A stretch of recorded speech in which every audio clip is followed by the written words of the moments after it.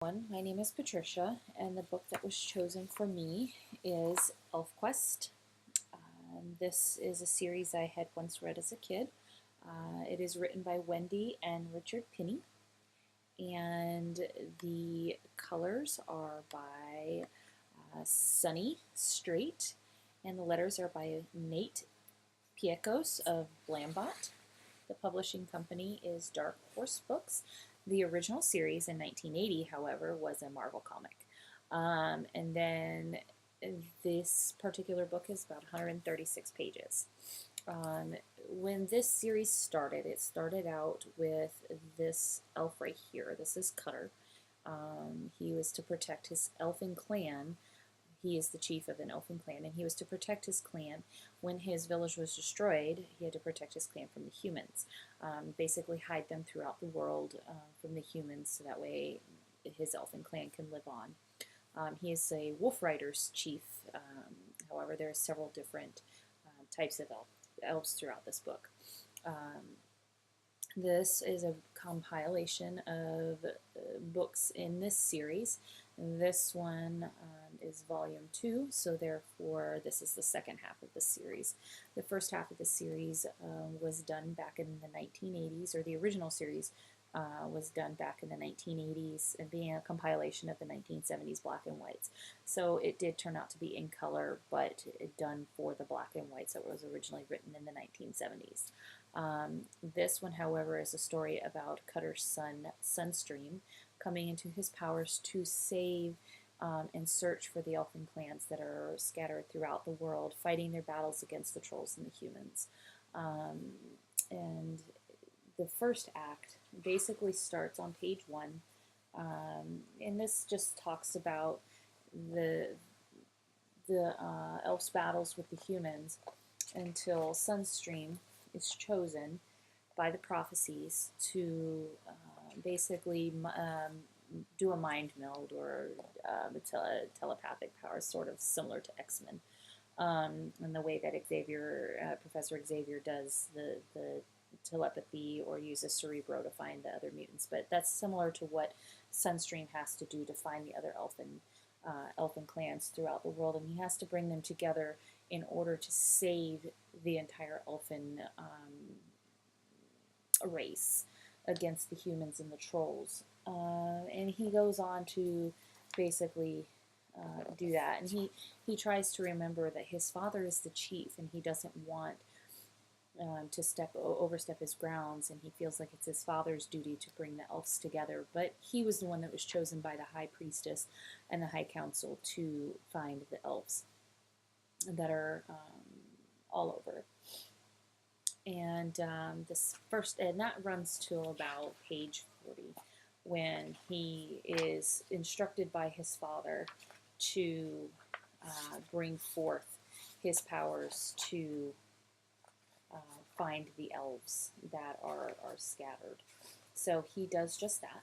As you can see, this is his mind reaching out over the 2 moons to find the elves that are scattered. So that begins Act 1.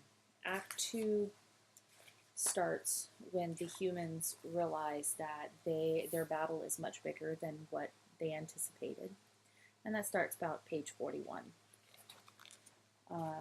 And then, as you can see, Sunstream is trying to find the elves. And Act 2 runs to about page 99.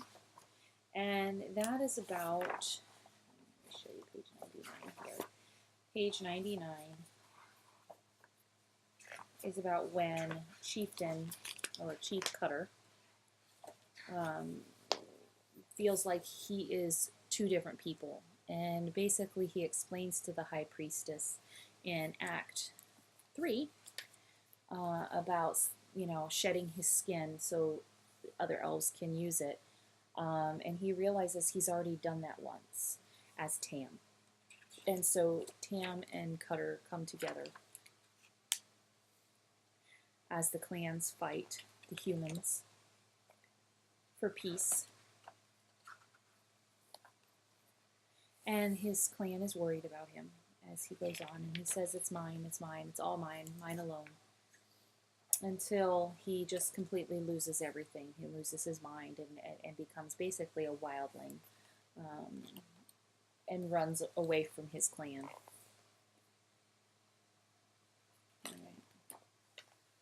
And on the very, very last page, it states that he's the chief of chiefs that cares no more. So, in the end, the conclusion is that the elves fight the humans and lose a chief. And as I read this book, the storyline becomes clear as the story goes on, that it is up to Sunstream to gather the clans and protect the race from the humans.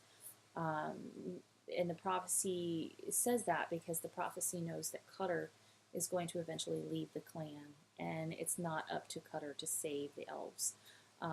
It is up to his son, who is the next chief in line, according to the High Council.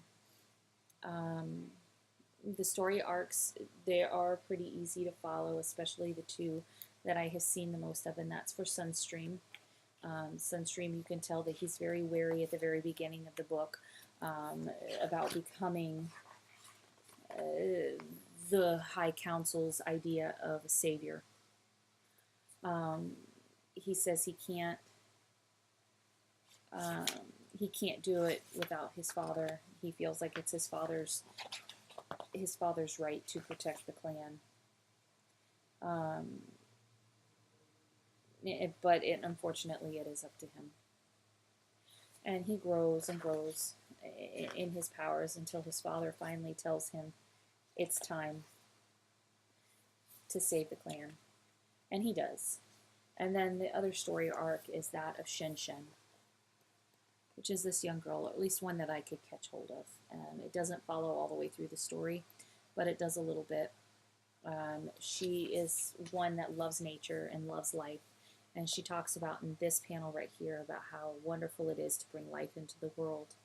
And so she chooses that the only way she can do that is to defy, everything that elves stand for, and break her sister's heart and becomes human.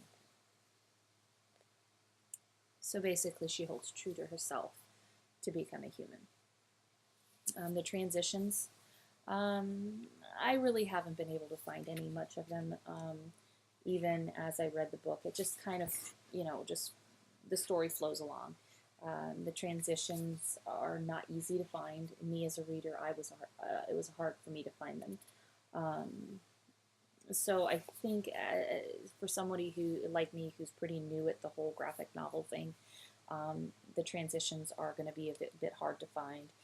For someone who is a pro at reading graphic novels, they'll be a lot easier because you'll know what to look for and how to look for them, because there's like 3-4 different stories throughout this book that you have to really look for.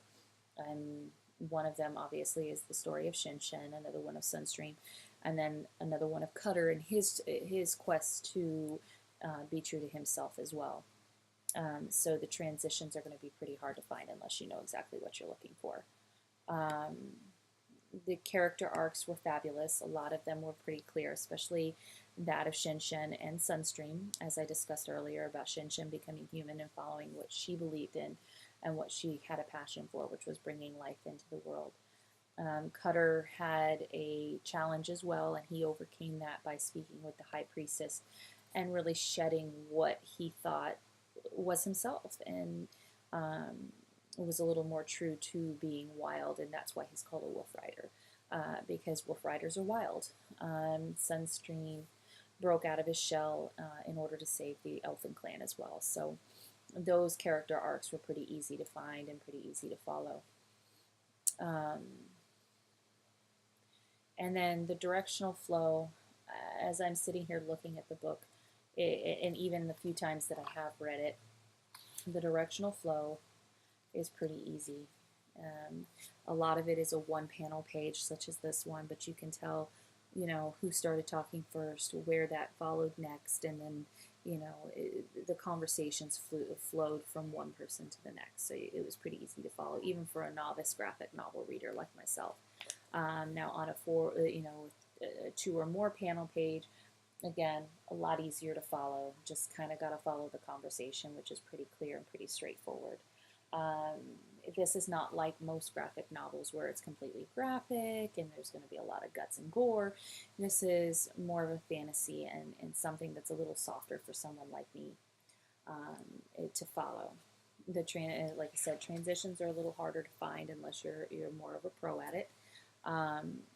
It's been quite some time since I've actually read a graphic novel. Some of my favorites were Preacher, which I read as a teenager. The original one that I read in the 1980s, I read when I was about 6 or 7 years old, so I thought it was super fantastic. Hadn't picked one up since, unfortunately, because I didn't think they still existed, unfortunately, until I actually found it. So I really very much enjoyed this particular graphic novel. And I hope that some of you out there that are watching my video will pick one up as well and enjoy it like I did. All right, thank you.